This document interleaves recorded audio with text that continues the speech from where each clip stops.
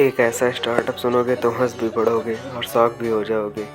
USA में एक startup है जो लोगों को चिकन रेंट पर देता है। हाँ बिल्कुल, घर की मुर्गी रेंट पे। इसका नाम है रेंट ए चिकन। आपको मिलता है 2 हेन्स, उनका घर, उनका फूड, सब कुछ पैकेज में, daily fresh eggs.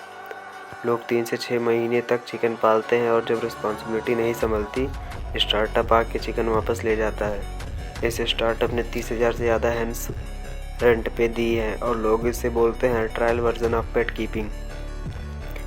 Crazy idea है ना? कमेंट में बताओ, तुम ट्राई करोगे?